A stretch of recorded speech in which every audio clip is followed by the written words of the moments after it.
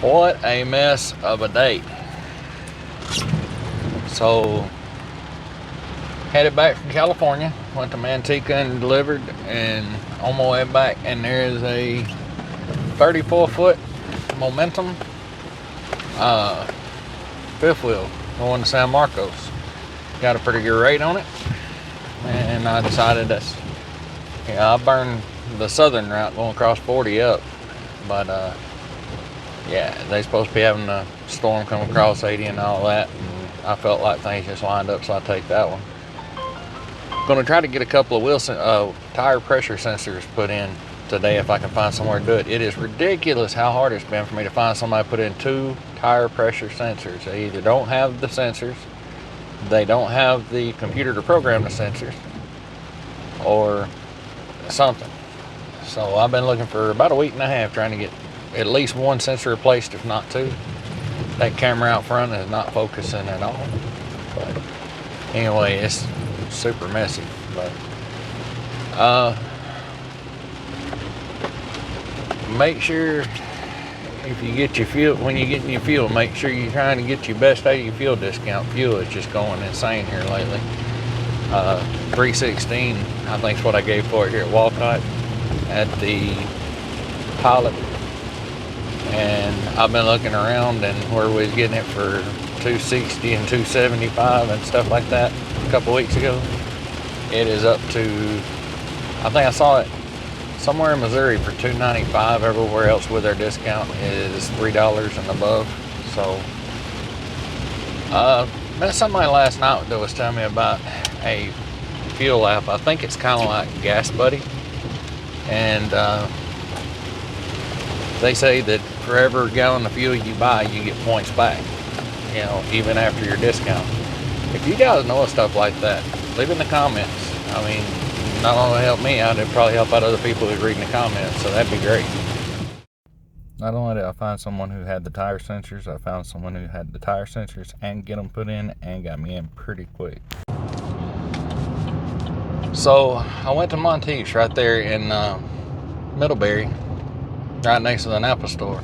I've never been in there before. I've never been into any of the Monteith's actually, but I'm really impressed. I'll definitely be back. They really fair price, 2 tire sensors, and doing the rotation, I thought it was an extremely good price.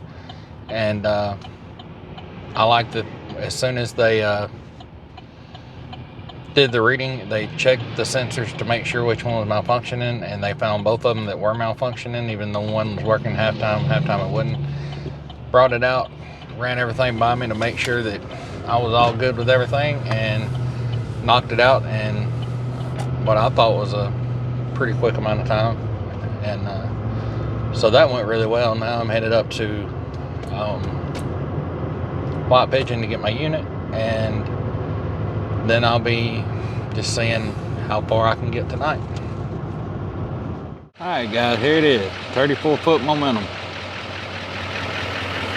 I done went around and checked it for damages, and went in and torqued my lug nuts and checked everything out I know to check, and pretty much ready to go. Just figured I'd give you guys a look at it, and if you're an Indiana transport driver, you probably know where I'm at just by the mud on the ground. I'm gonna make one last walk around. I still gotta put my plate on, but I gotta put my new stickers on my plate. That's the only thing I didn't get to look at before was the back, because the back was backed up really close to some bushes and I couldn't get between there. So yeah, I think it looks pretty good. Get the tag on, get out of here. So I made it to Effingham to the Petro, went to Chasers and got something to eat, and crashed for the night, and got up and was headed to Stratford, Missouri. That will be my next fuel stop.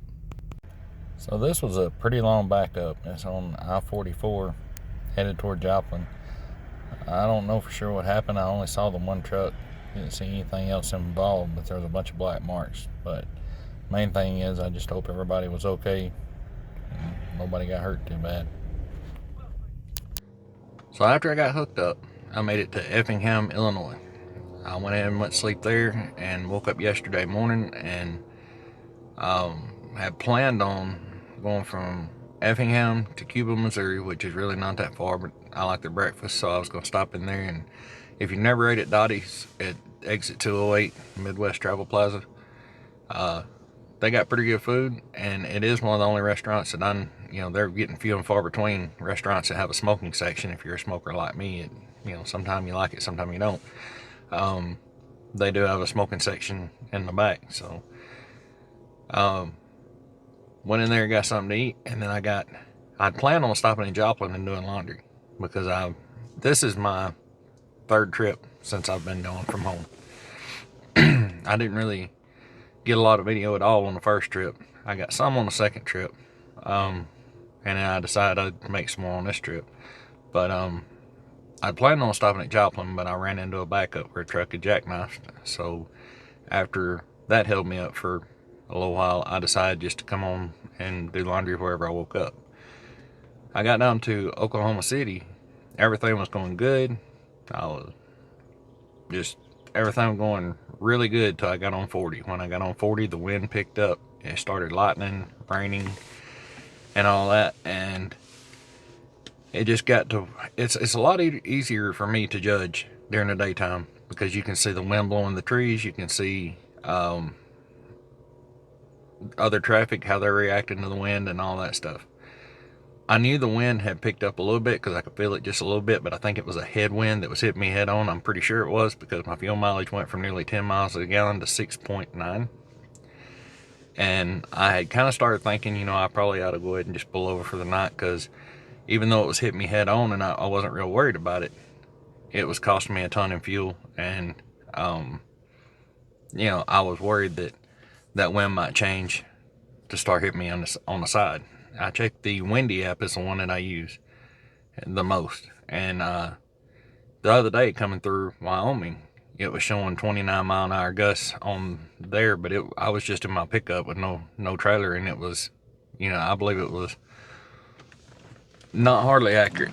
I think it was showing 29 mile an hour gusts, and it was way more than that. And the signs over the road were saying 51 mile an hour gusts. So really kind of having to reevaluate the Windy app. I'm not real sure if there's a glitch going on with it, or maybe I got my settings wrong or what, but I have to look into that today sometime. But last night it was showing 29 to 30 mile an hour gusts, and I was thinking, that's borderline to where I don't want to be on the road. But it wasn't really affecting me that bad. But when you have a big fifth wheel, it affects you a lot different than a bumper pull. You don't feel it as bad. It can still be blowing your trailer around, but at night it's hard to tell. Especially when there's no other traffic on the road and not a lot of stuff to judge off of.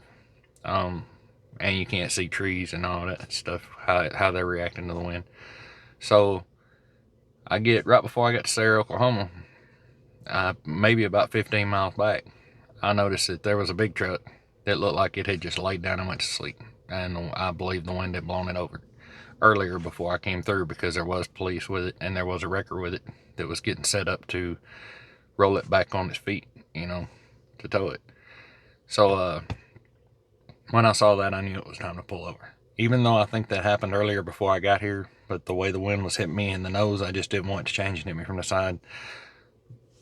Being used to driving a flatbed, pulling a flatbed and hauling oversized loads, I never really had to worry about the wind near as much as what I do now. The wind would, when everybody else was shutting down kind of the wind, well, when you got a really heavy, like a 48,000 pound load that's only a foot off the deck of the flatbed, the air blows underneath it and across the top of it. You don't get a lot of, side to side wind movement. Basically all you get is what hits the tractor. So, it's a big change going from that to this. And after I saw the big truck that got blown over, and I noticed my fuel mileage, it went from 10 miles a gallon down to like 6.8, from that headwind, I decided to go ahead and crash here. Got up, put my laundry in the wash machine, got breakfast, and checked everything out. I got woke up twice last night from hail, and I just knew I was going to wake up and have hail damage. It sounded rough. It sounded like somebody dumping marbles on top of the truck. But when I got out and walked around, it didn't look like any damage.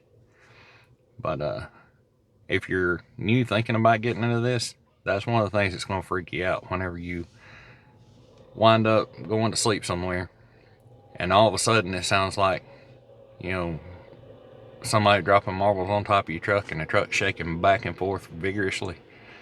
That you know, that'll be something new for you, because it does happen, and you can try to avoid the weather, but the weather does catch up.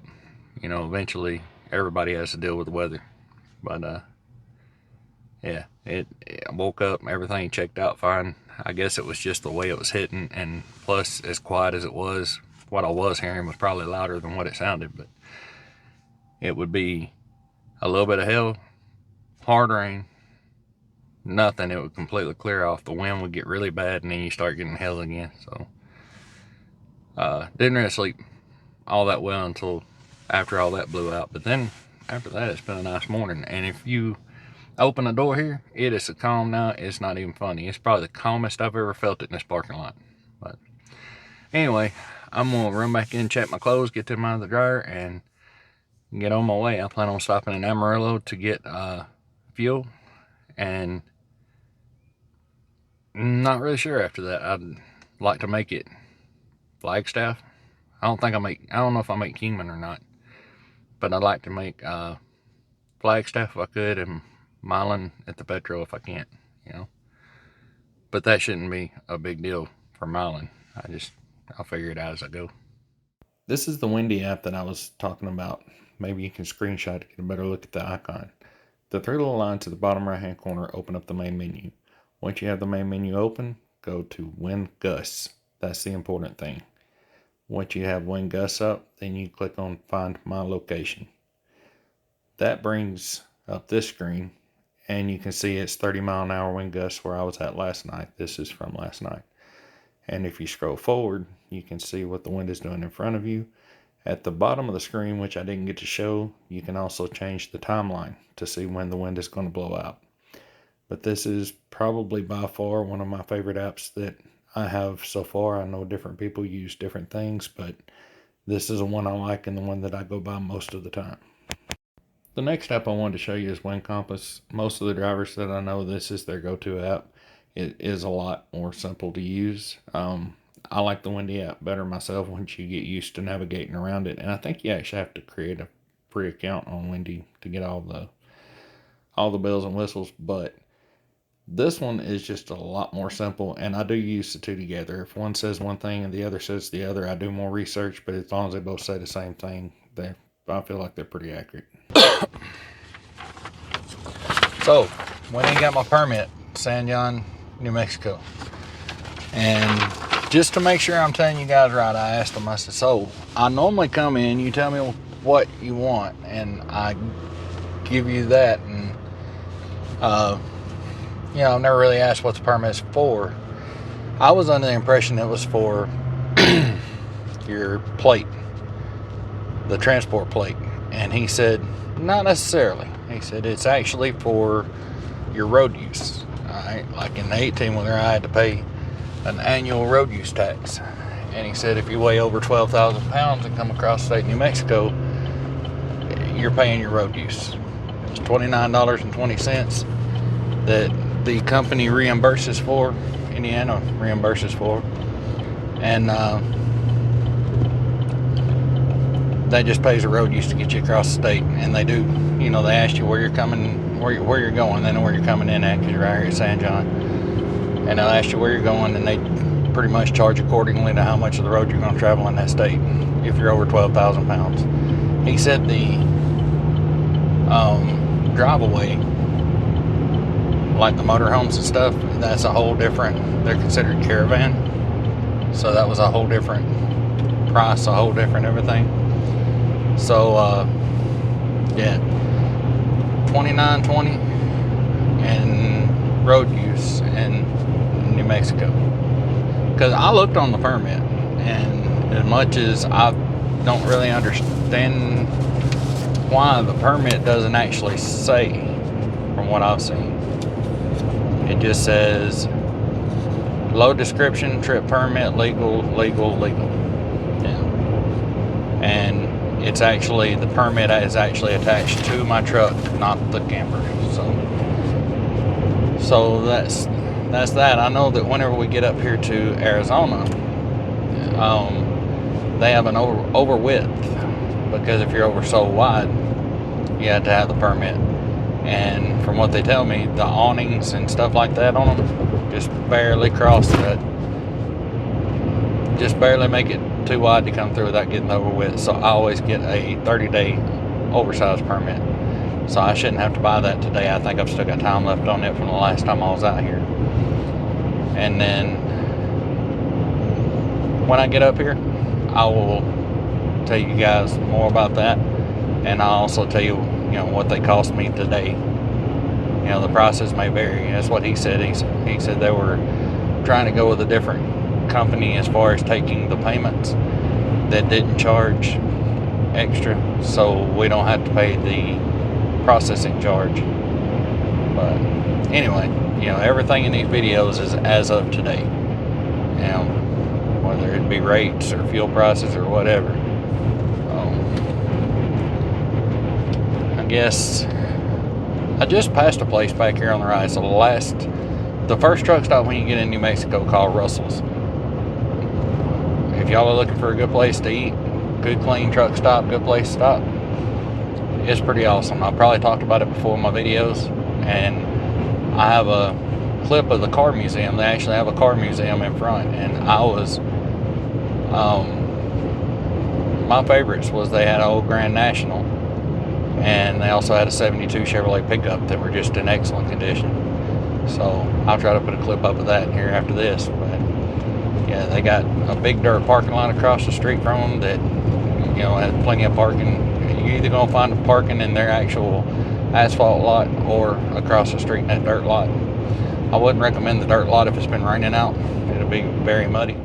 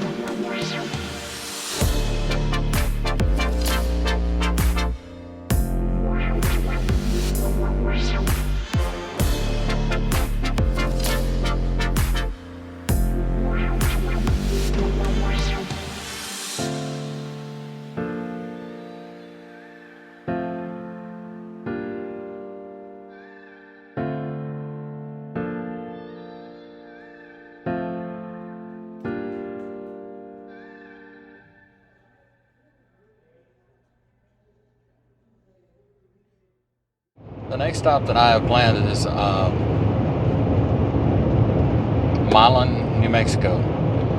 I'll stop in there and top off again with fuel to get me. That's the last place before it really starts climbing, going toward California.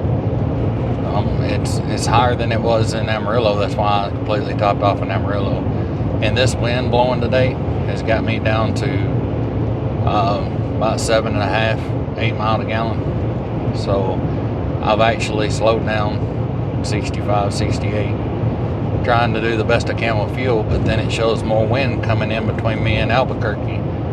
And that's later on today, so you don't want to try to slow down too much, or you get caught up in even worse wind, you know. But really, I can't even tell it driving down the road. When I got out back there, I could tell it was windy, and I'm pretty sure that's where my fuel mileage is going. Alright, I'm coming into California right here at the check station. And so you know, if you don't know, maybe you know, don't go through with the commercial trucks. They don't like that. They want transporters over here with the cars. Needles Agricultural Inspection Station.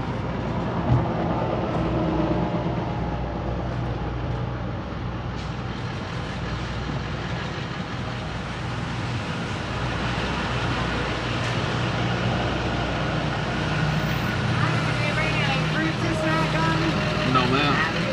You too, thank you. Yeah, they just want to make sure, mostly agricultural stuff. She asked me, do I have any fruits? I heard her write fruits and snacks on, and I did not, so that went pretty smooth. But usually they don't even ask that. Normally whenever they see the new camper, they just motion you right on through. So I've been trying to figure out which way I'm gonna go, and I'm thinking this 95 right here that I'm coming up on, I've been that way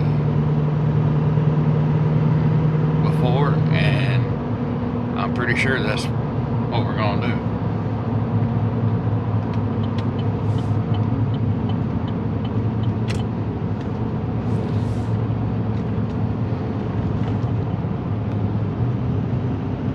I'm gonna pull over and look at the map, because earlier it said there wasn't any difference in the arrival time at all, but I just feel like there's a better chance of having a better arrival time cutting down through here. Now the road right through here is kind of rough when you first get on 5 Mile Road. Now when you come up to here, you're going to want to turn left on 95.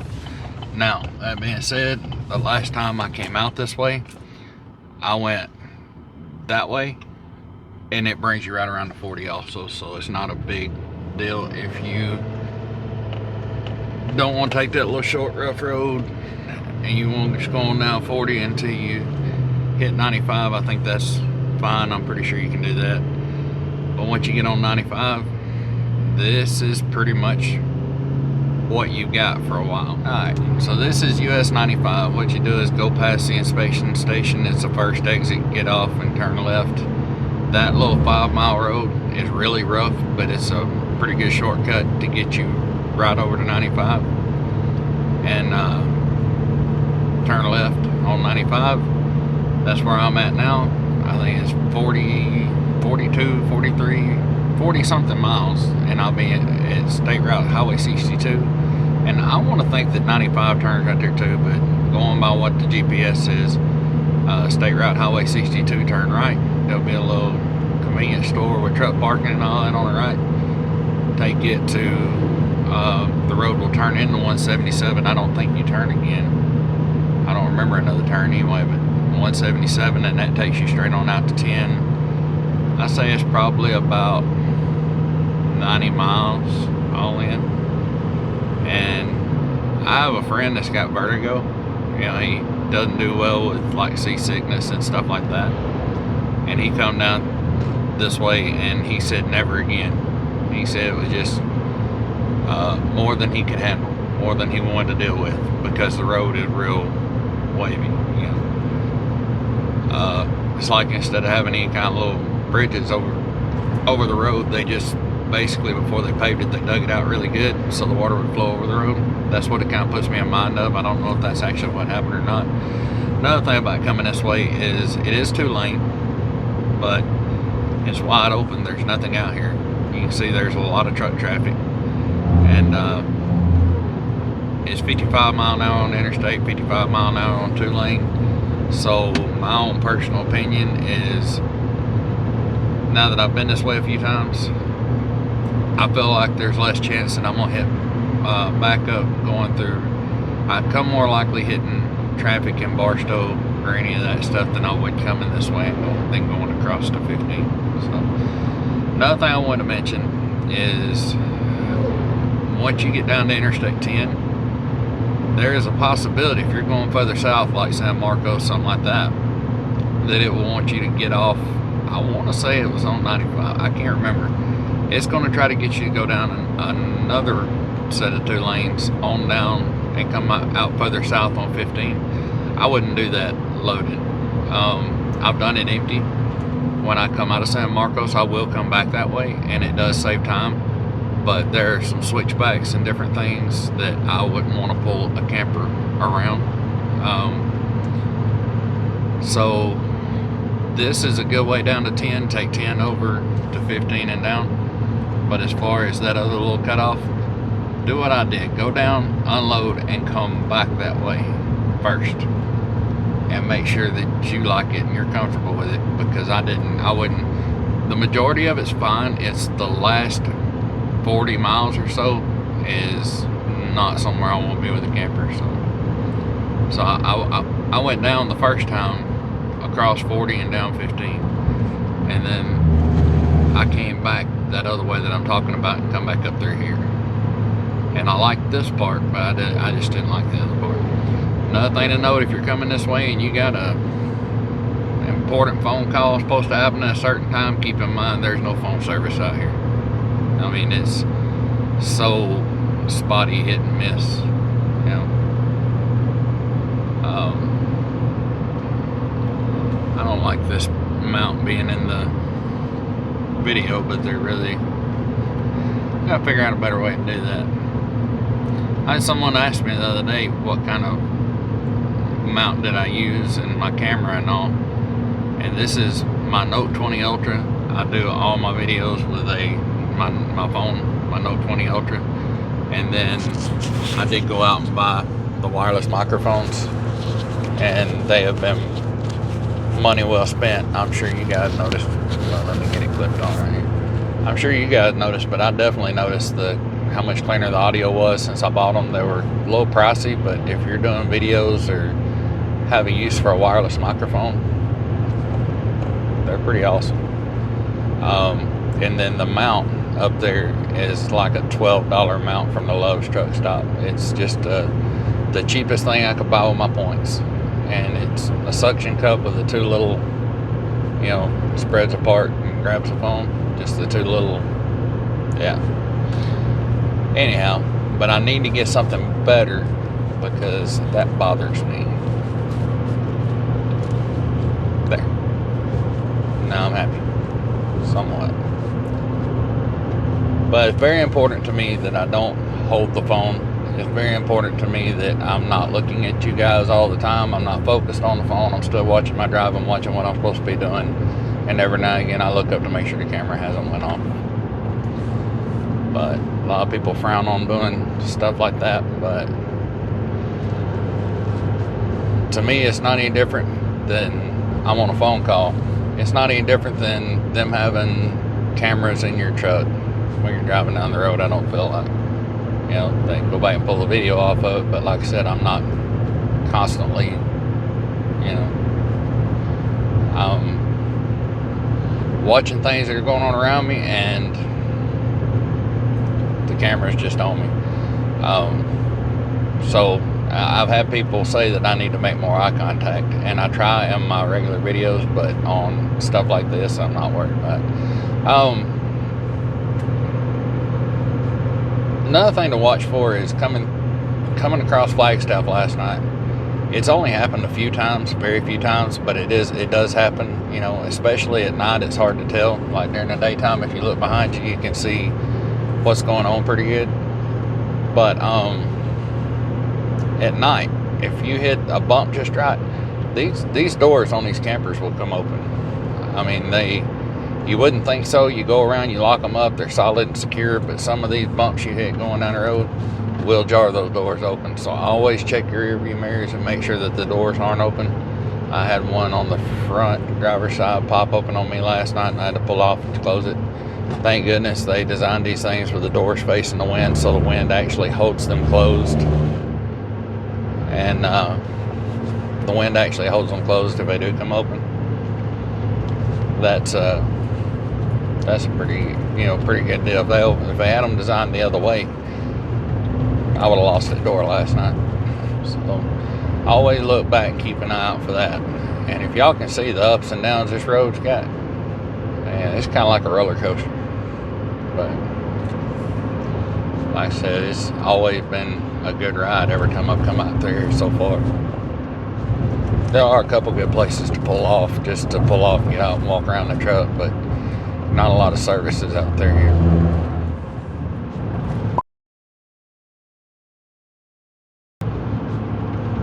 Hey, that looked like a good time. People coming in out of the desert with the Jeeps and stuff. I always thought that would be just really cool to side-by-sides or Jeep or whatever and just tear out.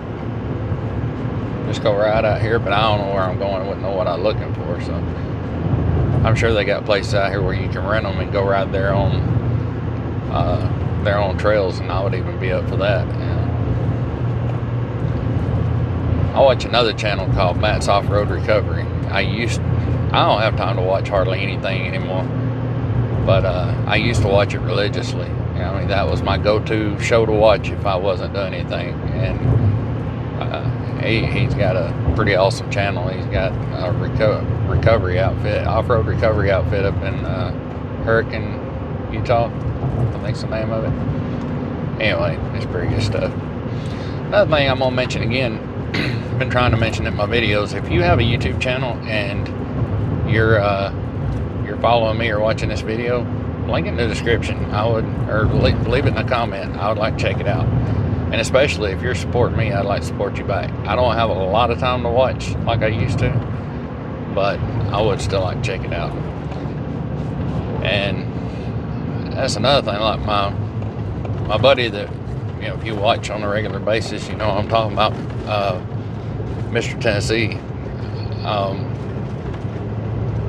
You know, if y'all would go check him out too. But what I was getting around to when I said that, you know, he just started up his channel, and whenever he saw me doing videos, he kind of liked what I was doing and saw that it seemed like I was helping some people, and he wanted to kind of get in on it. And that kind of brings me around to, if there's something that you want to do, if you're thinking about doing something, even whether it's a YouTube channel, you know, especially YouTube videos, just do it.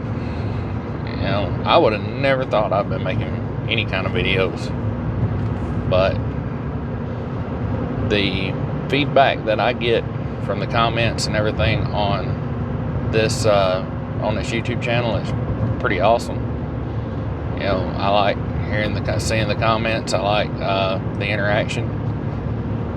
So I feel like it's a pretty positive. It went from, you know, it's a small channel, but it's a pretty positive influence in my life, you know, just making the videos. So yeah, if you have one, drop in the comments. If you are thinking about getting one or starting one, just do it. They don't have to be perfect. Watching my videos, you can tell they don't have to be perfect. But try to include as much information as you can. And one thing I've learned sorry about the notifications coming through, but another thing that I've noticed is audio. That's why I spent a little extra money on microphones, is it's very important that people can hear what you're saying. It doesn't matter if you got good info or bad info. If people can't hear it, they're not going to watch. People may miss some good information that you're trying to provide because they get aggravated with the bad audio and click out. So anyway, so this is about the next 65 miles that I have to look at. And I can definitely understand why this triggered my buddy's vertigo. That like I said, it's like a roller coaster. But I think, like I said, in my opinion, it's a good way to go. Only bad thing about it is if you run into a backup in Barstow or somewhere on the interstate, they'll probably clean it up a little bit quicker than they will out here. And this being a 2-lane, if there is a backup, it can take twice as long to clean out. So, you can keep that in mind. And that's kind of what I did. It was a 30-minute difference, 30 minutes faster coming this way. I just flipped a quarter on it and gashed on it. Here at Holland RV in San Marcos, California, just got delivered. One of my favorite places to deliver. They're always quick and friendly staff. Everybody just clicks right along. This unit did pay $201 a mile for 2,165 miles. I hope you guys enjoyed the video. Please like, share, and subscribe, and I will see you in the next one.